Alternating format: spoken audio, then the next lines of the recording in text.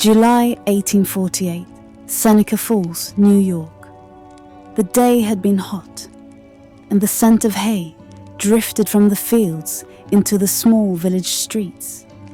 As night fell, lamps glowed in windows, and the town settled into its familiar quiet.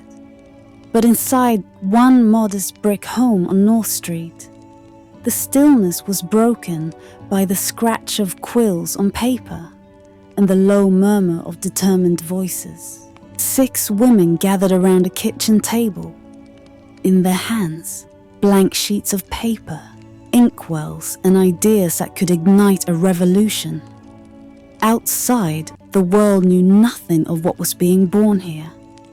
Inside, they knew they were taking a risk, not with their lives, but with their reputations, their friendships, their standing in a society that expected women to stay quiet. They were not planning a charity fair or a church aid. The United States called itself the land of liberty, but the liberty it promised was only for men. Women could not vote. They could not serve on juries. If they married, they could not own property, sign contracts, or claim the wages they earned. The law of coverture absorbed a wife's legal identity into her husband's. She was, as the term put it, civilly dead. Education for women was limited. Few colleges admitted them, and those that did often offered only appropriate courses like teaching, music, or needlework. Public speaking on political issues was frowned upon for women, seen as an unseemly break from modesty. Elizabeth Cady Stanton had seen this injustice firsthand. 8 years earlier, she travelled to London with her friend Lucretia Mott to attend the World Anti-Slavery Convention. When they arrived, the women were told they could not sit among the delegates or speak. They were allowed to watch from a curtained-off gallery, silent, hidden from view. We resolved, Stanton later wrote, to hold a convention and form a society to advocate the rights of women. But for years, that resolve remained an idea. Life, marriage, children, household duty intervened. Until one summer day in 1848, Stanton found herself at the home of Jane Hunt in Waterloo, New York. The other guests included Mott, Martha Wright, and Mary Ann McClintock. Over tea, the conversation turned from family news to politics to the persistent legal and social shackles placed on women. In that parlour, Stanton proposed something bold. They should call a public meeting to discuss women's rights, not just temperance or education or moral reform, but the full right of citizenship. The idea caught fire instantly. They decided 2 days later the core group gathered again, this time at Mary Ann McClintock's home in Seneca Falls. The shutters were closed. The parlour was quiet except for the occasional creak of a chair or scratch of a pen. Around the table were women of substance. Elizabeth Cady Stanton, mother of 3, outspoken and quick-witted, with a deep belief in justice. Lucretia Mott, a Quaker minister, abolitionist, and masterful orator, calm but unyielding. Martha Wright, a schoolteacher and reformer, sister to Mott. Jane Hunt, the gracious host of the original tea meeting from a prominent Quaker family. Mary Ann McClintock and her daughters, active in abolitionist circles, practical and detail-oriented. They were united by conviction and by a shared understanding that this meeting was historic. Mary Ann McClintock spread paper across the table. The task to write a declaration. Stanton suggested they model it on the Declaration of Independence.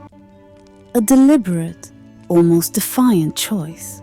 The opening lines they crafted were incendiary for the time. We hold these truths to be self-evident, that all men and women are created equal, that they are endowed by their Creator with certain inalienable rights. The grievances they listed cut to the heart of women's daily lives.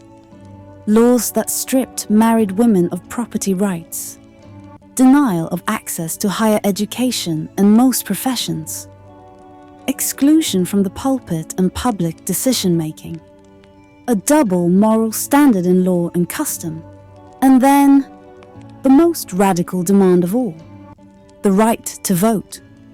Lucretia Mott hesitated. Suffrage, she warned, could make their cause a laughingstock. Others agreed. Why risk the whole movement on a demand so far ahead of public opinion? Stanton would not bend. Without the ballot, she argued, all other rights are but shadows. The debate was, as Stanton recalled, earnest and at times almost vehement. Finally, they agreed. The suffrage clause would remain. There was no time to waste. The group booked the Wesleyan Chapel in Seneca Falls for July 19th and 20th. A notice was placed in the Seneca County Courier. A convention to discuss the social, civil, and religious condition and rights of women will be held in the Wesleyan Chapel at Seneca Falls. On the morning of July 19th, the chapel was packed. Nearly 300 people in attendance. Women in plain Quaker bonnets sat beside men in somber coats. Curious neighbors came to watch. Reformers came to participate. Stanton read the Declaration of Sentiments in full.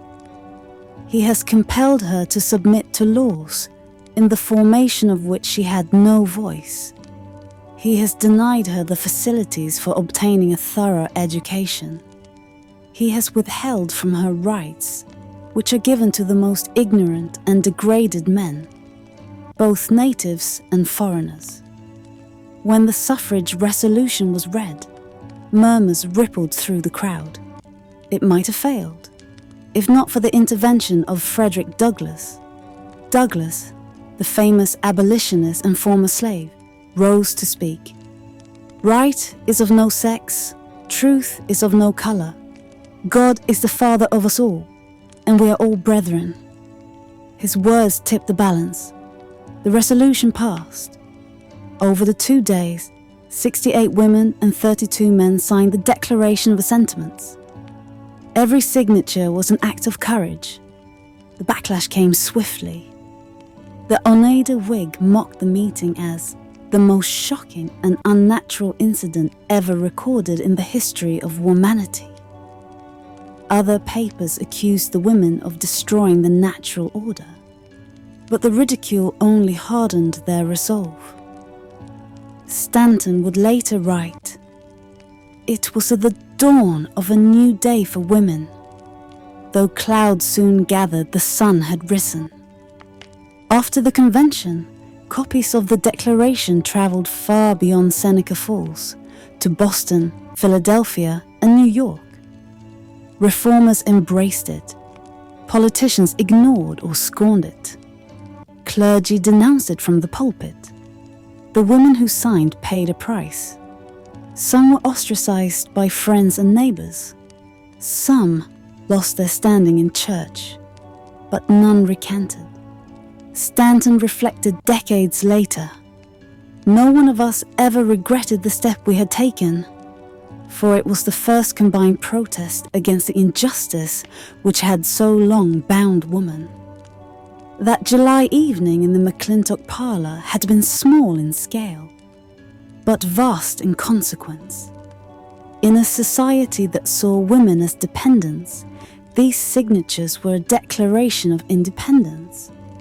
The road ahead would be long, 72 years before women won the right to vote. But the movement had begun. The Seneca Falls Convention ended, but the course it launched lived on, in public speeches, in organizing meetings, and in the private letters between its leaders. These letters, often never meant for the public, reveal the inner lives of the women who carried this movement forward. In our next episode, we'll open them and hear in their own words how revolutions are kept alive in the quiet spaces between public battles.